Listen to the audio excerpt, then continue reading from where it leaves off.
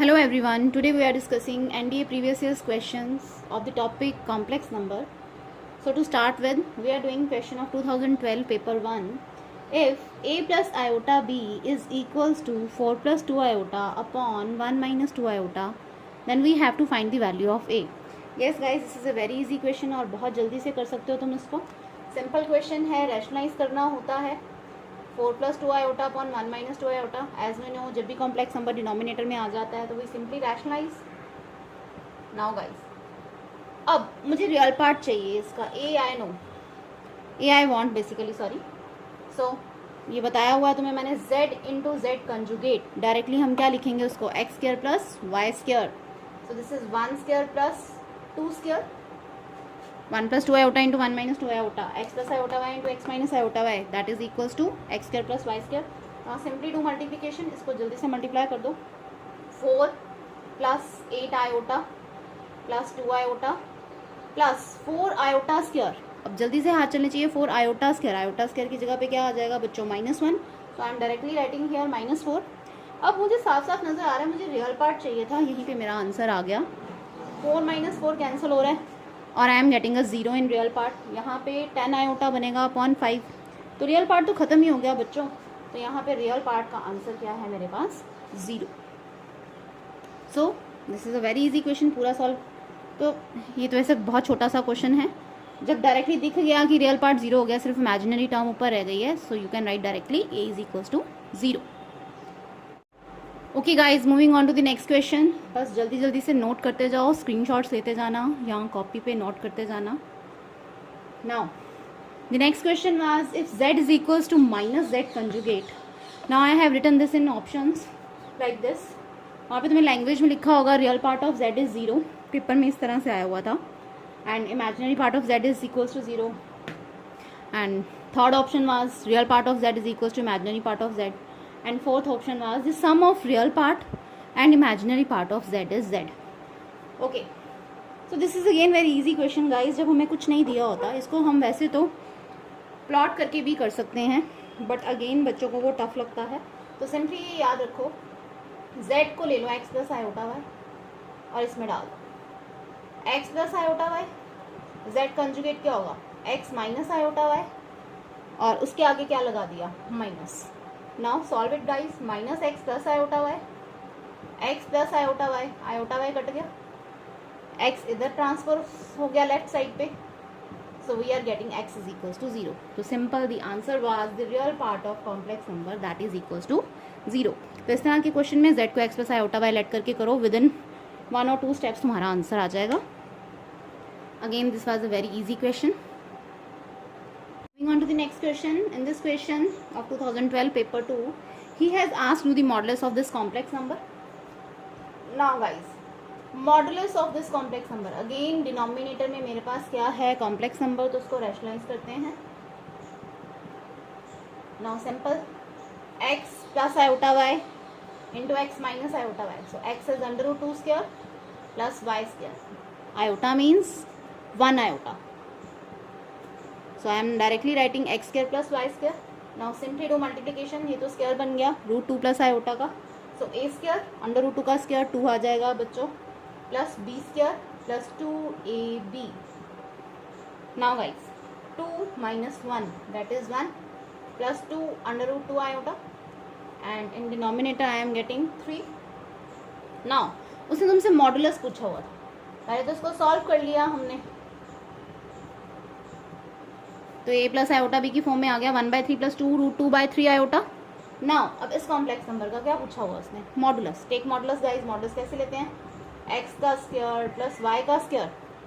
2 under root 2 का square क्या होगा, 2 का स्क्वायर 4, अंडर रूट 2 का स्क्वायर 2, 4 इंटू 2 8/3 का स्क्वायर तुम्हारे पास क्या आ जाएगा, 9.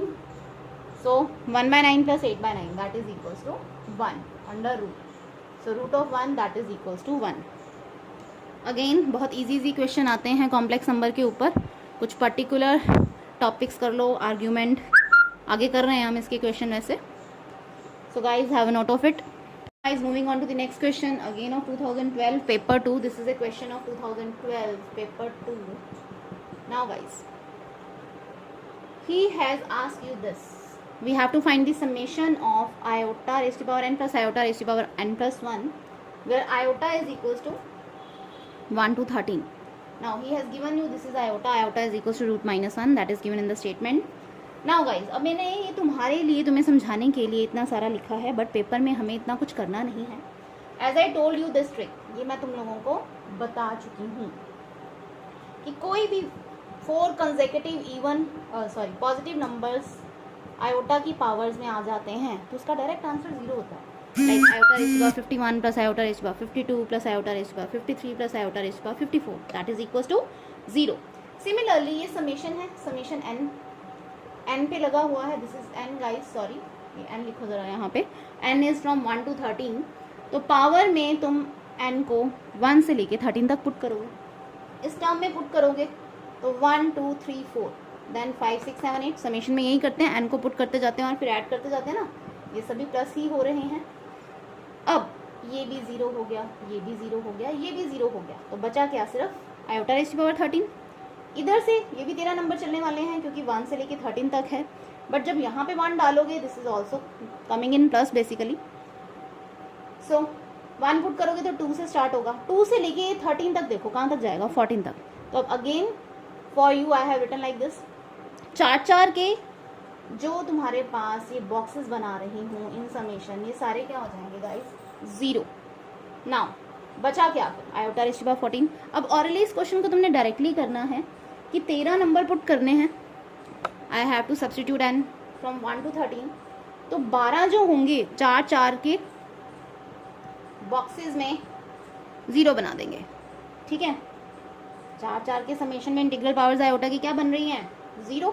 तो बचेगा सिर्फ ये और ये. अब ये आता होगा तो तुम सिर्फ यहाँ पे आयोटा रेज़ टू पावर 13 और आयोटा रेज़ टू पावर 14 लिखोगे. Again as we know iota raise to the power 4 that is equals to 1, ये हम सभी को पता है. Again as we know iota raise to power 4 that is equals to 1. So guys iota raise to power 13 का क्या trick सिखाया हुआ मैंने, नंबर को किसके साथ करो, 4 के साथ डिवाइड, और रिमाइंडर क्या आ रहा है यहाँ पे तो मैं साफ साफ दिख रहा है. इसको मैं क्या लिखूंगी, iota raise to power 12 into iota, और 13 को 4 के साथ अगर डिवाइड करते हो तो रिमाइंडर क्या आएगा, 1. तो यहाँ पे आ गया डायरेक्टली आयोटा, और यहाँ पे आ गया आयोटा स्क्वायर, क्योंकि iota raise to power 12 into iota square लिख सकती हूँ. दोनों तरीके से बता रही हूँ मैं. Now the answer is iota minus 1. So like this 4 options were given to you, iota minus 1, iota plus 1, like these options were given to you. So our answer is iota minus 1. So guys please have a note of it. Guys moving on to the next question. Now this is a question of again 2012 paper 2. Here he has given you two statements, statement 1 and statement 2, and he is asking which of the following statement is correct. And in options like this are given to you only 1, only 2, both 1 and 2, और neither 1 nor 2.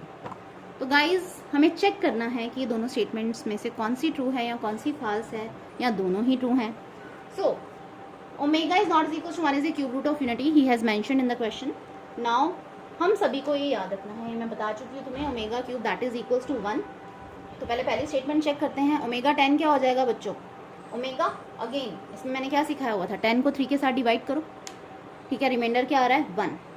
सो क्योंकि 3 के multiples जो होते हैं omega की जो power में वो 1 बनाते हैं तुम्हें, तो इसको ऐसे भी लिख सकते हो ना, ओमेगा 10 ओमेगा 9 इंटू ओमेगा. तो ओमेगा 9 क्या हो जाएगा, 1, क्योंकि 3 का मल्टीपल है, plus 1 whole power 7, plus 1 whole power 7. Now again one more thing, I told you sum of cube roots of unity 1 plus omega square that is equals to guys 0. और इसका use कैसे बताया था, जहाँ पे भी 1 प्लस ओमेगा आ जाए तुम क्या लिखने वाले हो, minus omega square. So these are the key points, you need to learn it. So 1 plus omega दिया हुआ है, इसकी प्लेस में मैंने माइनस ओमेगा स्क्वायर लिख दिया, प्लस ओमेगा साथ में चल रहा है बच्चों. Now what is this, minus omega 14.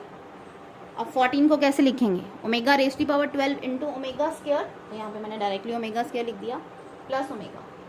अब इस क्वेश्चन में देखो यार ओमेगा सारा ही आ गया, ओमेगा की वैल्यूज़ भी याद होनी चाहिए थी. अब ये कह रहा है ये 0 है, ये 0 नहीं है बच्चों, क्योंकि ओमेगा प्लस ओमेगा स्क्वायर का तो पता है हमें, इसको पुट करके चेक भी कर लो. ओमेगा की वैल्यू याद करवाई थी मैंने, -1/2 plus iota under root 3/2. This is the value of omega guys. And what is the value of omega square, omega square की वैल्यू होती है -1/2 minus iota under root 3/2. So minus omega square क्या हो जाएगा, ये दोनों वैल्यूज आपको याद होनी चाहिए. तो अगर माइनस लगा दूंगी तो यहाँ पे 1/2 प्लस आयोटा अंडर रूट 3/2 आ जाएगा। अब देखो ये कैंसिल हो रहा है और ये 2 टाइम्स हो रहा है, so this is basically iota root 3, so ये 0 नहीं आ रहा है, so statement 1 is not correct, ये क्या है, फॉल्स है। तो हम सेकेंड स्टेटमेंट चेक करेंगे बच्चों। अगेन ओमेगा की पावर क्या है, 105 है, 105 देखो 3 के टेबल से जा रहा है, साफ साफ नजर आ रहा है, 5 + 1 6, डिविजिबिलिटी रूल ऑफ 3 क्या होता है, ये 3 में जाएगा ही जाएगा, डिवाइड करने की भी जरूरत नहीं होती, डिविजिबिलिटी रूल लगाया करो, मतलब ये 3 का मल्टीपल बन रहा है तो ये 1 ही बनेगा बच्चों, 1 + 1 दैट इज 2, तो ये क्या आ गया 2⁻10। अब उसने बोला क्या है, omega raise to power 105 + 1 raise to power 10 is equal to p raise to power 10 for some prime p। क्या तो कोई ऐसा प्राइम होगा कि ये p रेज़ टू पावर 10 की फॉर्म में आएगा, तो यस गाइस 2 जो है वो इवन प्राइम नंबर होता है और 2 प्राइम है, तो ये स्टेटमेंट क्या हो गई मेरे पास, true. So only second statement is correct. तो इसके आंसर में आप कौन सी मार्किंग करोगे, that only second statement is correct. So guys have a note of it. If you are having any query, then you can ask me in the comment section. Again, we are having a question of paper 2013. We have to find the square root of minus iota. Now guys, 2013 paper 1. Now, direct formula याद करवाया था square root का, याद कर लो और paper में बस करके आना है ये क्वेश्चन। हमें मॉड z निकालना आता है और रियल पार्ट ऑफ z भी पता होता है क्या है, जैसे कि ये दिया हुआ है, इसका रियल पार्ट 0 है बच्चों और इमेजिनरी पार्ट तो -1 है। अब ये z हो गया मेरे पास कॉम्प्लेक्स नंबर और इसका मुझे स्क्वायर रूट फाइंड आउट करना है, फार्मूले में डाल दो।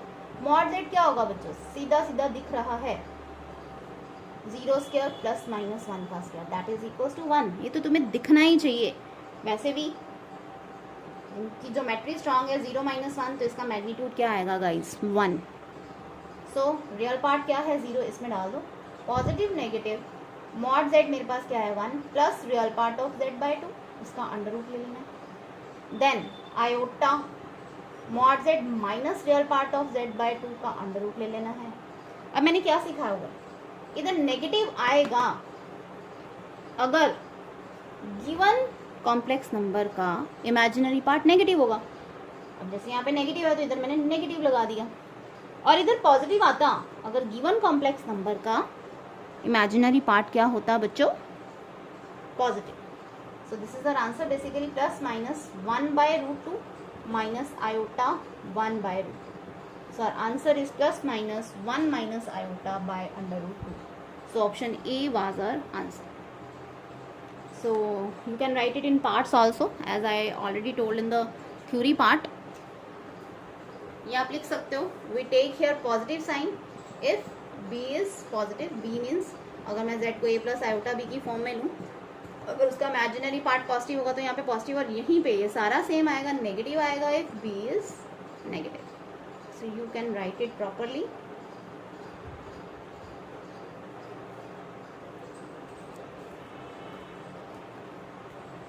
सो guys have a note of it.